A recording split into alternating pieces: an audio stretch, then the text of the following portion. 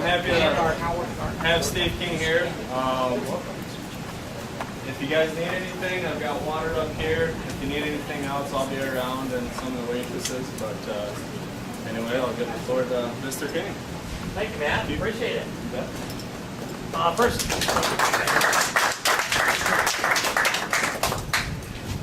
thanks for coming out. We have these busy lives here, and you take some time out of your busy lives to come in here and give us an opportunity to have these conversations. We're rolling out this tour. It is since the redistricting plan was approved more than 2 months ago. Let me see. The filing deadline was more than 2 months ago. The redistricting plan well before that. We've kind of known how this would come together. And for me, I currently represent the 32 counties in the western third of Iowa. It runs from Minnesota down to Missouri. And this new district includes northwest Iowa and then goes east over to Chickasaw County. So there's 39 counties that will be northwest and north central Iowa and parts of northeastern Iowa. I don't know how we're going to describe that at this point, but it's part of my job is to get out and hear from you, and I'm going to let you know a little bit about my background and talk about the issues that matter to me and that matter to you, and I think they're going to come together. But if I want to know how, if somebody is making decisions that affect my life and the lives of my children and grandchildren, I'm going to want to know what that's based upon, what's their background.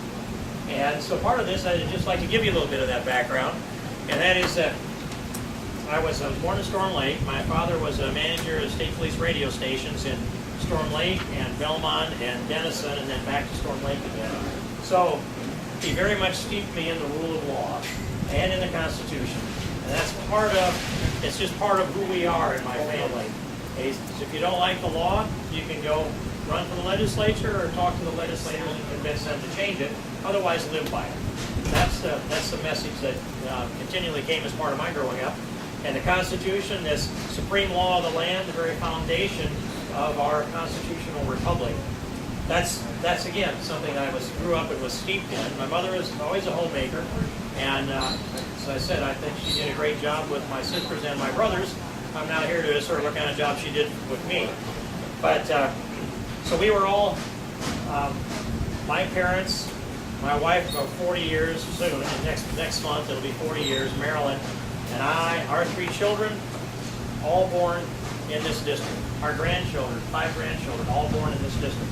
There are 4 generations of Kings that were born in this district. Our roots go deep here. And around the full circle from Storm Lake up to Belmont, down to Denison, and back around again is where I spent my time growing up. And then Marilyn and I are based out of Kyron.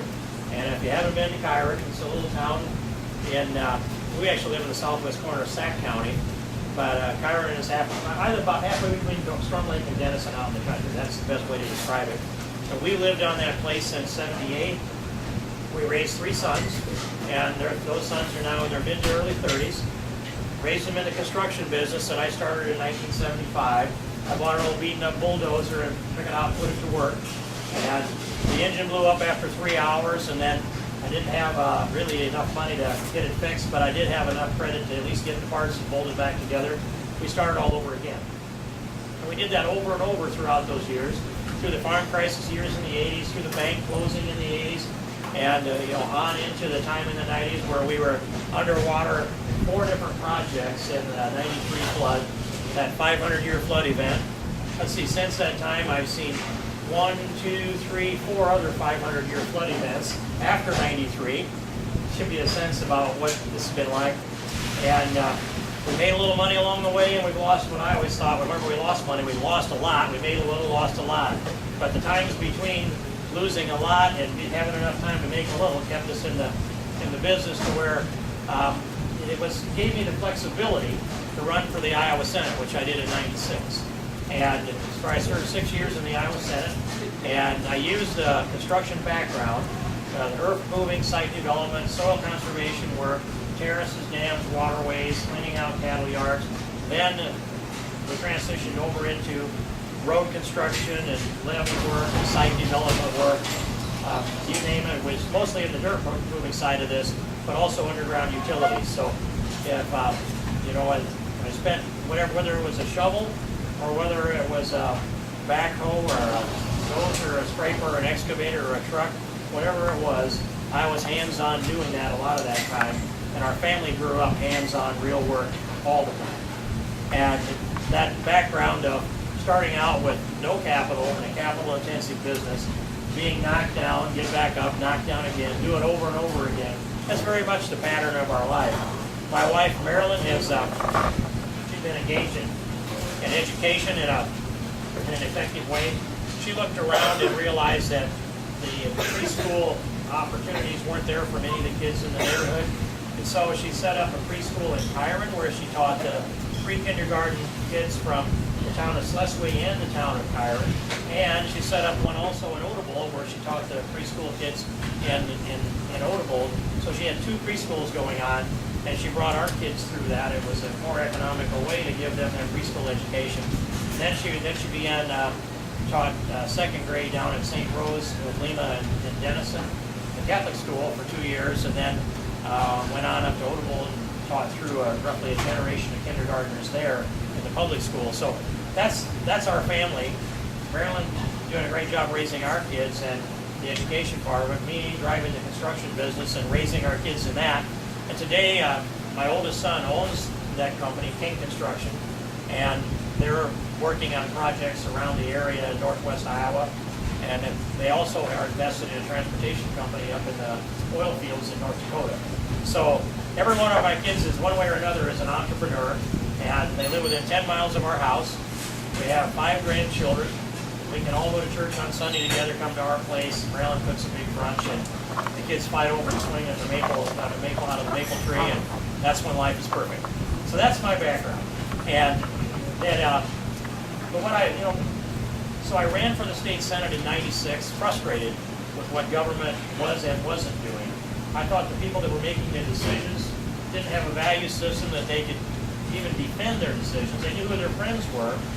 They weren't rooted in those solid values, God, country, and Constitution, and free enterprise, and the pillars of American exceptionalism. They just weren't rooted. They couldn't defend it. And so I thought I needed a new state senator. I set about to recruit someone. All I really wanted was somebody to represent me well. And what I ended up was you know how it works. You got an idea, you're the chairman of the committee eventually.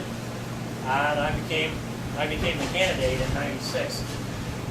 Was elected to the Iowa Senate and served 6 years there, and I loved it. It remains an honor of my life to have spent 6 years in the Iowa Senate, where I knew everybody. I knew every senator. I knew almost all of their wives or husbands. I knew most of the secretaries in there, and about all of the House members and their spouses, and some of their secretaries too. You can see that whole organism and see how it all worked, and you can impact it because you can see it all. And then I was elected to Congress in '92. And that's a little different over there. There are 435 members of the House of Representatives, and a little bit of business takes place down on the floor when we come together to vote. Most of the business takes place behind closed doors in our individual offices with our staff listening to meetings, and sometimes we'll have meetings going on in there simultaneously. And our staff sorts that information. I sit in as many of them as I can, but this just goes on all day, every day, meetings, discussions with constituents and ideas. And we sort them out there, and then we decide what our priorities are and how we help move pieces of legislation along. It's a lot more complicated in Congress than it was in the Iowa Senate. And the challenge is greater, and the competition to get things passed and done is greater there too. But that kind of competition brings out the best in a person as well. And I really enjoy the challenge of serving in Congress. Every day, I don't want to give up on the day I'm on. I want to burn the candle as long as I can. Today it'll be the same way. But then tomorrow morning I can't wait to get up and give it another try again. And as long as that energy's in me, the urgency is in me, and the things that I see them bringing forward here that I think are deconstructing America and undermining these pillars of American exceptionalism cause me to have a higher sense of urgency than I've had in the past. And that's been fairly high. So we are launching this Restoring Our American Dream tour to give you a sense of the central part of this so that you know how I think about things. I want to learn more about what you think of things. I think we are, as Iowans, on the same page most generally. And to restore our American dream, we need to do a number of things. But item number 1 has been for more than 2 years now, and I don't think anybody's going to wonder what I'm going to say, number one priority is a complete, full, 100% repeal of Obamacare. All of it, pulled out by the roots, so that no vestige of us is left behind. If you saw that tree off at the ground level, it'll grow back by the roots. It will not do. We've got to pull it out by the roots, and Obamacare's got to go. All the reasons that you know. We can't afford it, it's unsustainable. The list of those economic reasons and the rationing of health care that comes from it, the reduction in research and development that today advances our healthcare system to be as good as any in the world. But if we get into the government mode of this thing, then we get less of those good things that come, and we get a government managed and mandated healthcare system. All of that they're all reasons to repeal Obamacare. But the most important piece is that it's unconstitutional, and it saps our American vitality, our American freedom and liberty, and it reduces American vigor and responsibility. When you think about who we are, think of Americans that are inspired by all of the things embodied in the Statue of Liberty itself. People all over the world look to America and they think of the Statue of Liberty. And what's in that? They're thinking, if I could just get to America, I could have freedom of speech, and religion, and press, and assembly. I could even own a firearm, own some property, and when I pay the taxes on that property, if I just pay the taxes, I get to keep it. Nobody can take it from me. Right to own property. And the federal government's not supposed to be big and intrusive in going into every aspect of our lives, but those powers are to be handed down to the states or the people respectively. The 10th Amendment, individual rights, individual responsibility, and you put out a beacon like the Statue of Liberty, and who comes here? The most vigorous from every country that has donated legal immigrants to the United States of America. We got the cream of the crop. We've always had bird dogs around our place, and right now in our family there's a black lab, a white lab, and a yellow lab, and my brother has a chocolate lab. And you go in and you look at a litter of pups, and you watch them. You watch how they play, they run around a little bit, and what do you want? You want a good bird dog, and you want one that's going to be aggressive? Pick the one that's the friskiest, the one that's engaged the most, and not the one that's over there sleeping in the corner. If you want a pet to sit on the couch, it's the one that's sleeping in the corner.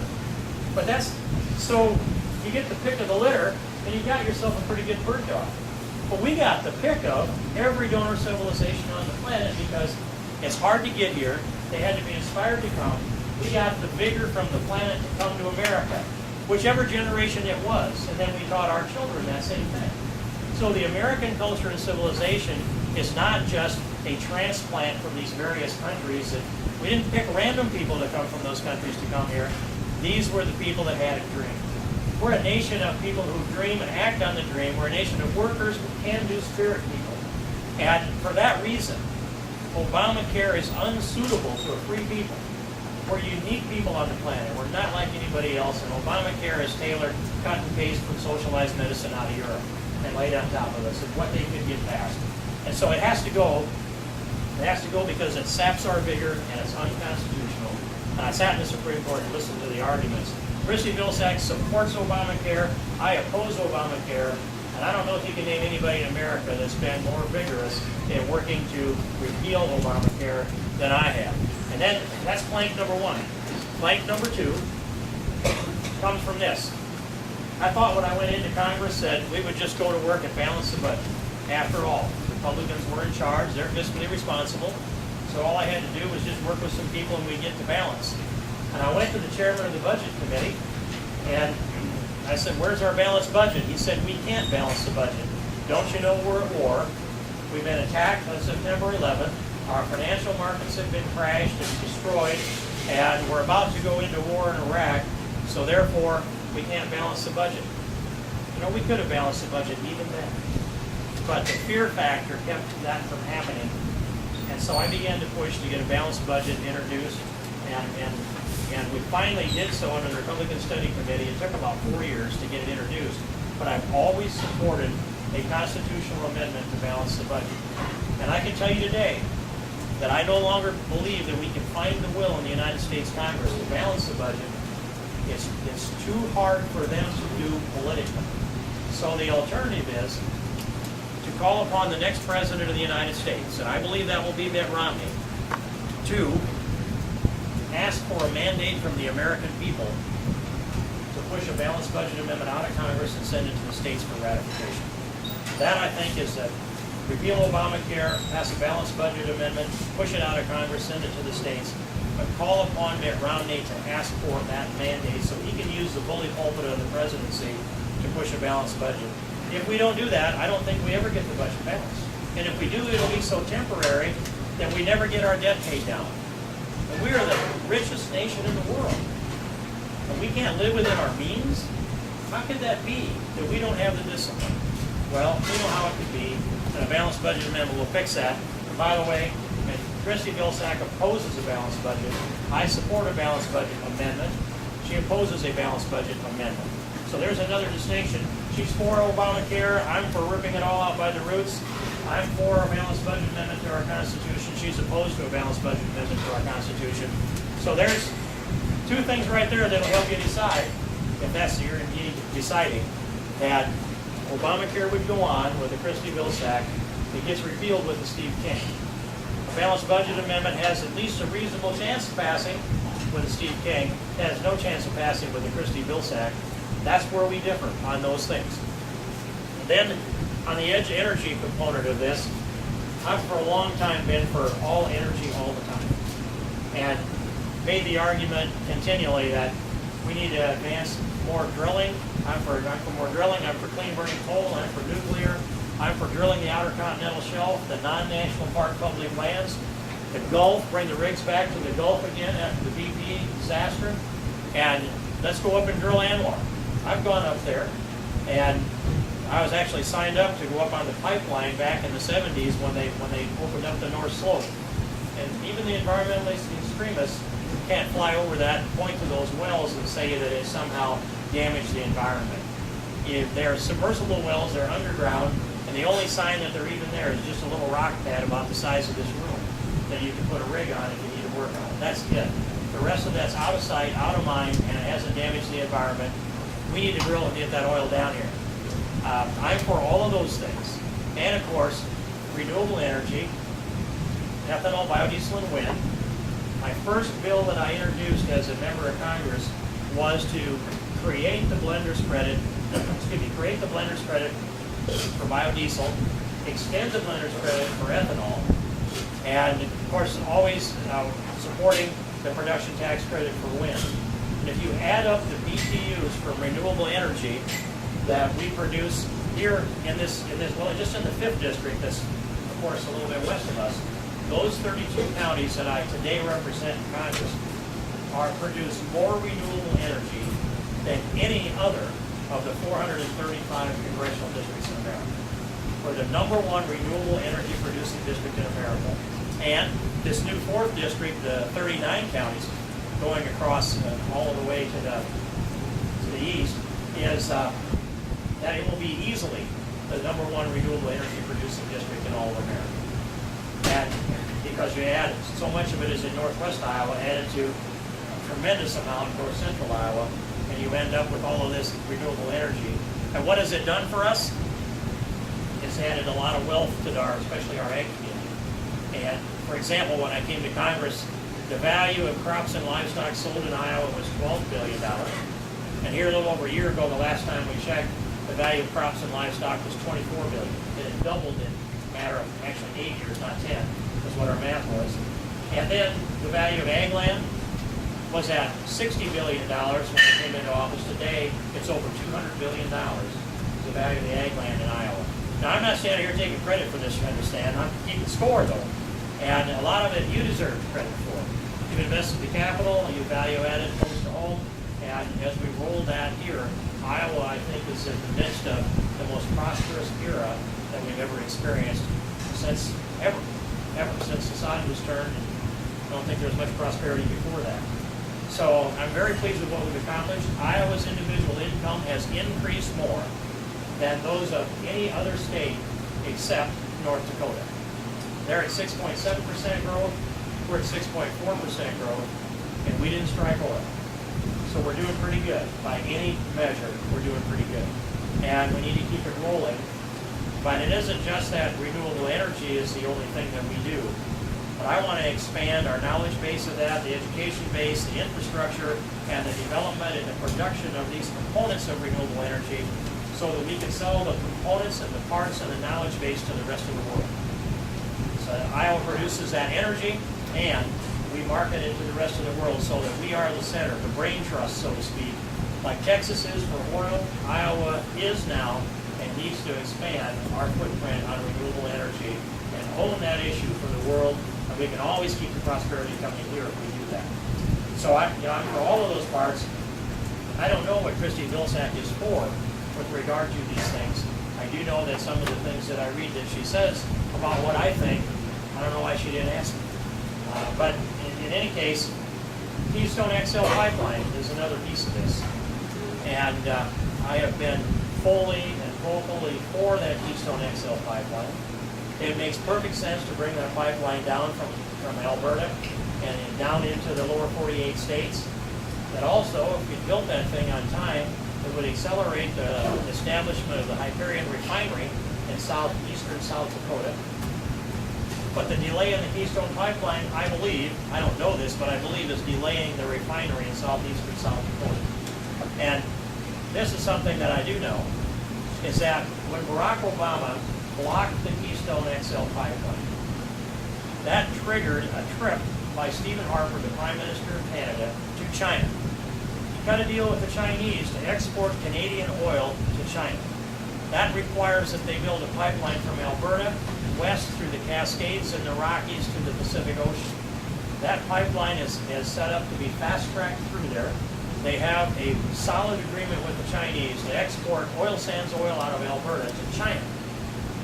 Result of the president blocking Keystone XL pipeline. I will tell you that's not a forgivable act on the part of the President of the United States. There is no environmental rationale. There's all kinds of economic rationale. Even the unions wanted the Keystone XL pipeline, and because it created jobs for them. But that blocking of it made a big difference. So we're going to find ourselves, I think we'll get it built with the next president. Mitt Romney said clearly he'll support building the Keystone XL pipeline. We build that though, and then we get up to Canada with it, and we connect into the oil sands in Alberta. What happens? There's a T-valve. They're just as figuratively speaking, but it probably will be like this. A T-valve that you turn it one way and the oil goes to China, you turn it the other way and the oil goes to the lower 48 states, the United States. We will find ourselves bidding against China for North American oil because of the decision made by the President of the United States. He himself made the decision to block that pipeline coming across the 49th parallel from Canada. And I will tell you that I have not backed off. I keep pushing on the President on this, and that's where I stand. And I don't know that that's the case with Christy Vilsack. She said she supports the pipeline, but there was some version of it. I built it straight down through, and I'd have gotten it done a long time ago, and we didn't hear a word from her about that when that decision was being made, only afterwards. And so that's another piece of this, restoring our American dream. And then the foundation of it comes down to this, that it's not government that creates jobs. It's government that has to get out of the way and stop attaching anchors to the free enterprise system that allow jobs to be created by the investment of private capital. And why do people invest their private capital? These are dirty words, right? So they can make some money. Why would we object to success, profit in the United States of America? What built all of this? But I will tell you that the free enterprise system is what has fed this largest economy in the world. We have to support our entrepreneurs and encourage them, and give them a low predictable tax rate and a low regulatory environment so that they can go out and earn, invest, develop new technology. And when that happens, they will make some money. When they do that, they'll try to figure out how to make more, and they will. And that will include higher skilled and more employees with a better salary and benefit package. You've got to have profit if you're going to have jobs. Democrats really get this wrong. Some Republicans get it wrong, and they just say jobs, jobs, jobs. When I hear that, I think, I can't stand the sound of that anymore. Don't you know what pays those salaries? I'm going to count out. No, I'm not either going to bother. But I have signed the front page of paychecks for over 28 years, and that's 1,400 and some consecutive weeks of payroll. sometimes it squeezed us down really tight. Whether we were going to tell the kids, sometimes wondered what was going to be in the refrigerator for groceries. You always met payroll, even in the 80s, even in the hardest times, throughout all that time. And so I know what it's like to sign the front of the paycheck. I know what jobs come from. We've created some of them. We did so for the chance to make some money. And then I remember also walking into my construction office in Humbolt one of those years, sometime in the 90s. And I hadn't thought about it much. There was a small crew there. But when I walked into the office, my secretary had set up a Christmas tree in the entryway of the office. And I looked at that Christmas tree, and it had these little gold, little Christmas tree, or a sleigh, or a star, or baby Jesus, hanging, they decorated the whole tree. No lights, just those little gold medallions hanging there. And I walked over and looked at them and turned them over, and she'd engraved on that the name of one of our employees, her wife, her kids. And for the first time, I really saw, looking at that whole tree, what the decisions I made every day did to matter to the families, all of the families that worked with us and for us, and we treated like family as well. That's what Free Enterprise does, and that's what we need to do. And, if this district elects somebody that's never signed the front of the paycheck, that's never created a job, that believes that government creates the jobs instead of oppresses the job creators, we've contributed to the problem rather than work towards the solution. And so that's another component of our restoring our American dream. It is our dream. It's not my dream, it's our dream. And it's the dream that all of America is to embrace. And the bottom line of it is, leave the world a better place than it was when we came. And we can't be tapping into our children's future and living high on the hog now in our times and sticking them with the mortgage of them. I have my youngest granddaughter, I call her my most recent favorite granddaughter, is now a year and a half old. That little girl's name is Reagan Ann King. And just a glorious little special granddaughter for a lot of reasons, as they all are. But on the day she was born, her share of the national debt, she's a year and a half old, her share of the national debt was $44,000. On her first birthday, her mortgage had gone, principal got higher. Then her share of the national debt is $48,000. And on her 18th month birthday, a year and a half old, her share of the national debt, like yours, is $51,000. Maybe that sounds doable to all of you, but only half of us have a federal income tax liability. So just multiply 51 times 2, and you're at $102,000. Your share, I think I'm pretty safe in saying your share of the national debt, $102,000. And the collateral that is there, if you're going to get a mortgage, you have to put up some collateral, right? Well, we would say it's the full faith and credit of the United States government. But in reality, what it is the promise that the labor of our children and grandchildren will pay the debt that we're incurring today. And that is unconscionable to do that to babies yet to be born, or those that had nothing to say about it. And that's what I want to end with the balanced budget amendment. I want the private enterprise system to grow. I want people to have a low tax rate that is predictable. And I want to reduce the regulations that's on us. Many components to all of this. That's how we restore our American dream. We cannot do it with people that think the federal government needs to expand, and taxes need to increase, the regulations need to increase, or that you can count jobs that come from the public sector as somehow or another the creation of jobs. That's paying people to suppress the growth in the private sector, where we have to have that growth, we have to have that prosperity. We can restore this American dream. We've got to elect the right president. We've got to elect the majority of the United States Senate. Returns a lot of good people to the House of Representatives. And I will tell you, if this district elects a Christy Vilsack, the first vote she would put up in Congress would be a vote for Nancy Pelosi to come back as Speaker of the House of Representatives. So that's my closing argument, and I appreciate your attention. I'm happy to take questions, but I'm really glad you're here, and I know you're all going to be part of restoring our American dream together. Thank you very much.